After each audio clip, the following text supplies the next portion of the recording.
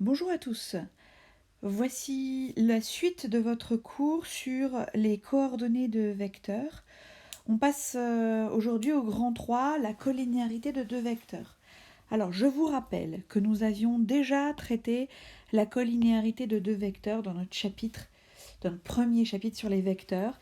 Et on avait indiqué que par définition, deux vecteurs étaient collinéaires lorsque on peut écrire que le vecteur U est égal à k fois le vecteur V. Ça, c'était la définition de la collinéarité.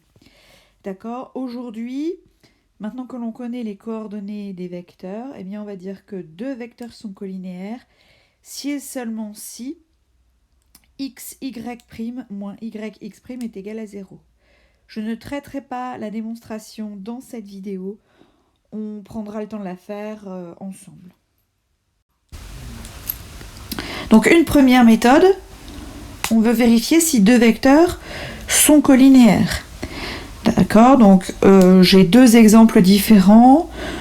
Je vous conseille de tenter de faire cette méthode seule, donc de faire pause sur cette vidéo et de traiter l'exercice, puis ensuite vous pourrez continuer la vidéo pour avoir la correction.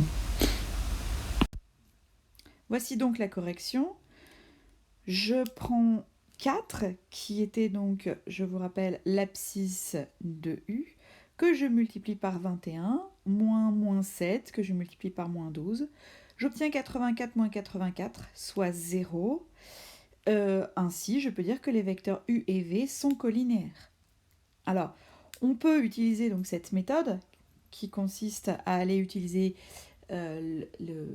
l'égalité de la définition des vecteurs collinéaires, mais on peut également avoir vu que les coordonnées de V étaient égaux à moins 3 fois les coordonnées de U. Et donc écrire que le vecteur V, c'est moins 3 fois le vecteur U.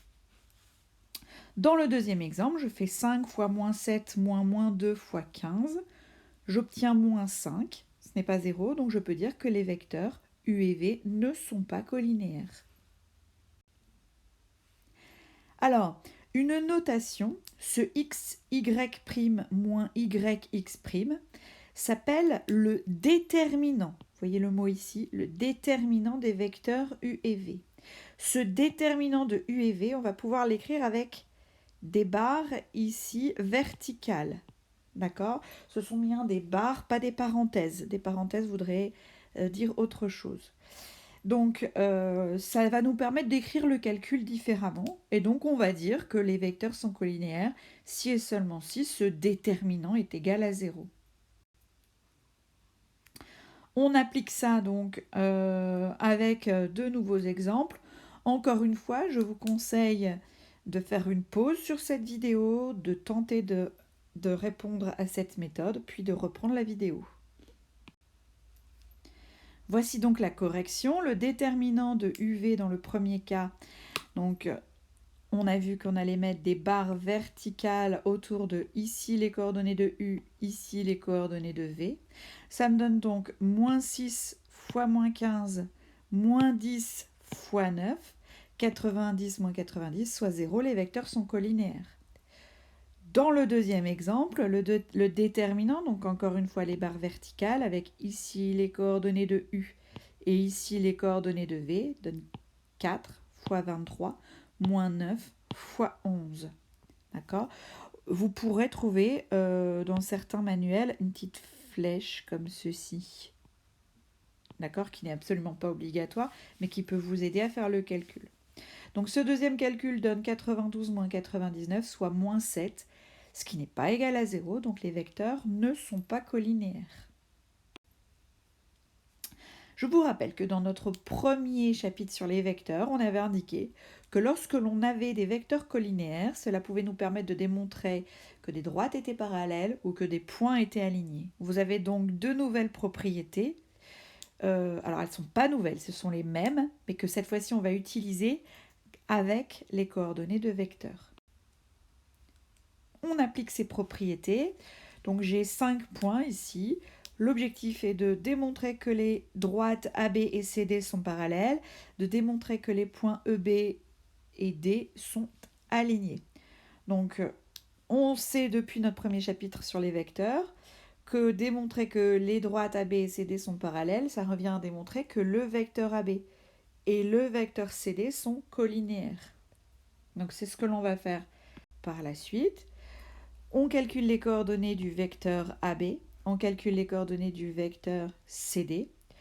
On se rend compte, on n'a pas besoin ici de faire de calcul, on voit tout de suite que 4, 1, eh bien si je multiplie 4 par 2, j'obtiens 8. Si je multiplie 1 par 2, j'obtiens 2. Donc je vois tout de suite que les coordonnées de AB et de CD sont proportionnelles, donc les vecteurs sont collinéaires, donc les droites sont parallèles. Pour ce qui concerne les points E, B et D, pour démontrer qu'ils sont alignés, je vais démontrer que les vecteurs EB et ED sont collinéaires. Pour ceci, je calcule les coordonnées de EB, je calcule les coordonnées de ED, et je calcule le déterminant de ces deux vecteurs. Donc toujours les barres verticales, je recopie les coordonnées de EB, les coordonnées de ED, et je fais mon petit calcul, moins 2 fois moins 1, moins 2 fois 1. J'obtiens 0. Ainsi, je vois que les vecteurs EB et ED vérifient le critère de collinéarité. Les vecteurs sont collinéaires, donc les points sont alignés. Ce cours, je vais vous le partager en PDF. Je vous demande de le recopier dans le cahier de cours à la suite dans notre chapitre. Surtout, je vous demande de ne pas coller le cours, mais bien de le recopier.